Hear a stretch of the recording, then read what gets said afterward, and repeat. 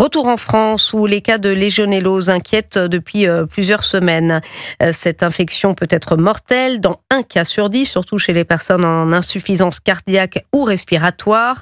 En Haute-Saône, 2 personnes sont décédées, 2 autres dans la région d'Albertville, en Savoie.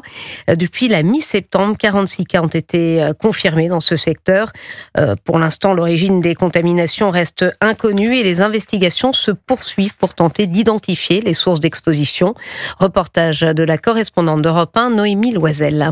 Les enquêteurs de l'Agence régionale de santé vont cibler les réseaux d'eau chaude sanitaire, les douches, les spas, les jacuzzis, ainsi que les systèmes de pulvérisation d'eau comme les tours aéroréfrigérantes, les fontaines ou encore l'arrosage du stade. À Albertville et ses environs, les habitants attendent désormais des réponses sur l'origine de la contamination. Et les cas augmentent, c'est pas rassurant. On se dit, est-ce que nous-mêmes, on a pu fréquenter le lieu où les gens ont été contaminés? On aimerait bien savoir d'où vient la source pour être, on va dire, un peu plus serein. Si on ne trouve pas la source, peut-être que le problème ne sera pas résolu et que ça peut revenir. La contamination se fait par inhalation de micro-gouttelettes d'eau contaminées par la bactérie. Boire de l'eau ne présente aucun risque et la maladie n'est pas contagieuse.